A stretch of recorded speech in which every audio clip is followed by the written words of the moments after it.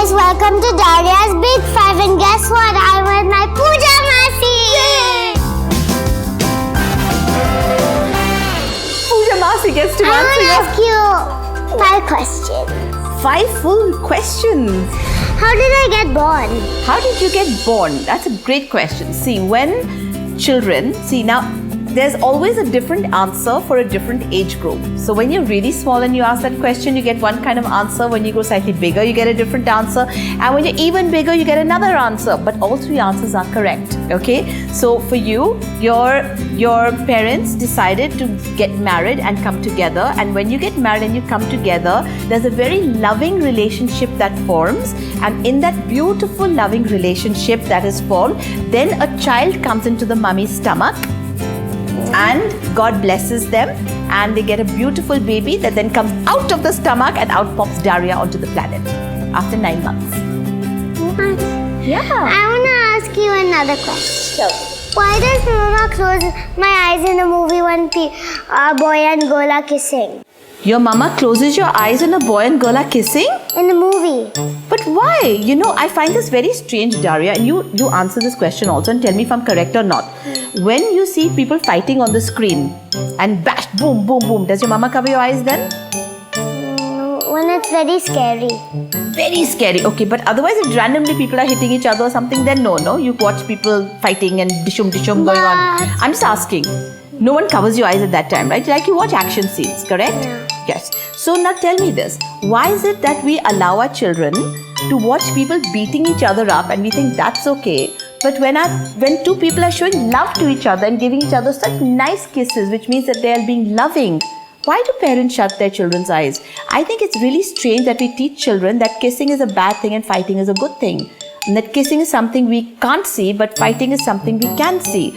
So the next time your mama shuts your eyes while a kissing scene is on, you must say, don't shut my eyes in a kissing scene, shut my eyes in a fight scene. Because fighting is wrong, kissing is not wrong.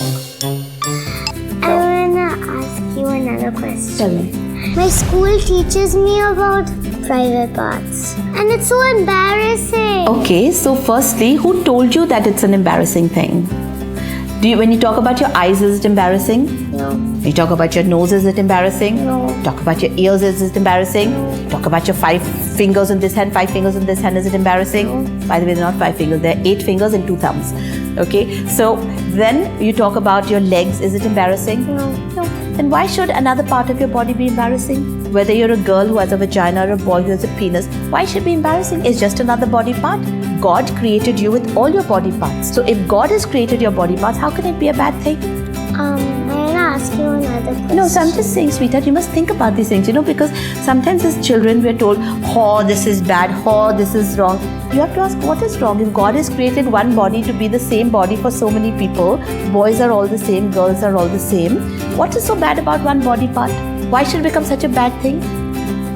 It shouldn't, right? Yeah. It's just another body part. Why? And you should be able to talk about it. But the important thing is, sweetheart, that the only thing is that certain parts of your body are called private parts because those parts of the body are not supposed to be touched by people, okay, who are not known to you and who are, let's say, for example, your mother can wash your body and wash your private parts, right? Yeah. But if a strange man comes up to you and touches your private part, On purpose, that's not a good thing, right?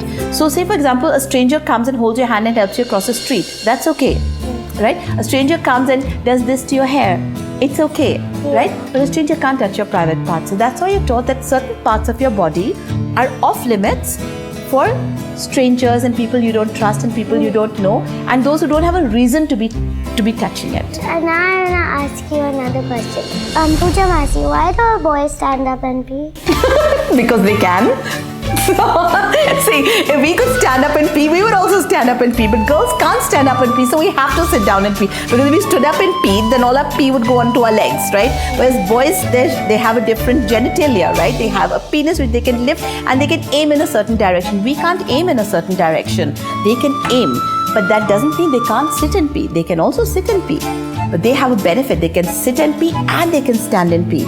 We girls, we can only sit and pee. I want to ask you another question. Can girls like girls and can boys like boys and can cousins like cousins? Sweetheart, anybody can like anybody because it's a free world, and love is something that is universal. We love animals, we love people, we love children, we love birds, some people love snakes, right? So love is something that's universal, right? But if you're talking about, say for example, a romantic love, if you're talking about romantic love where there's kissing and people are together and it's a relationship, that type of love? Yeah. So that type of love, darling, generally it's between boy and girl most of the time. But there are also times when girls like girls and also times when boys like boys, and it's not against the law and it's perfectly normal, right? But when it comes to family, then in family, it's a little different because when, say for example, if very close cousins, like first cousins, for example, then what happens is genetically, when you want to have a baby, right? When two people fall in love, I told you, when two people fall in love and then they have a baby, correct? So when two people fall in love and they have a baby, so then if you're first cousins, then chances are there will be some problems with the baby. Okay, but in many communities in India, they marry their second cousins or third cousins and they marry into the families. That's fine. But if it's too close, then the baby will get affected and the baby will have problems. That's why they say that very close cousins should not get married to each other. Pooja Masi, thank you for answering all of my 5 questions. I loved all of your 5 questions. I think your 5 questions were very smart, and I think your 5 questions are questions that all the children your age ask. But you know, sweetheart, what's amazing is that there are beautiful answers for every age group. And there's this wonderful book. Have you ever read this book called How I Found My Belly Button? You know what the belly button is, right? Yeah. Do you know what connection you have with your mother to the belly button? What? So when you're in your mummy's stomach... I know. What? It comes from here. No, it does not. Your belly button and your mama's belly button are connected through a long cord called the umbilical cord.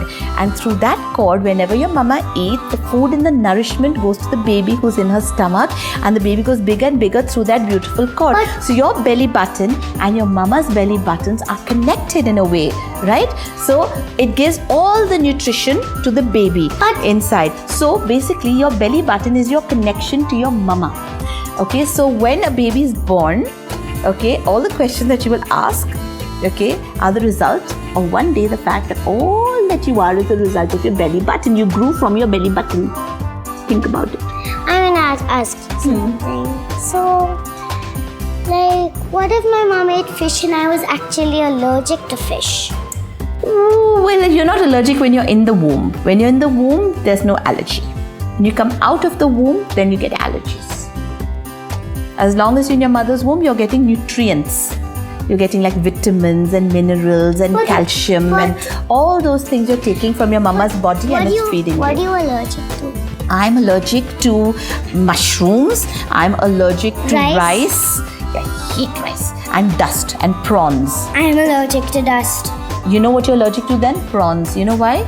Because prawns were derived from dust mites. Dust became a prawn. Then I can't eat it. No. You also can't. I can't eat it. And I don't like it and I don't want to eat it.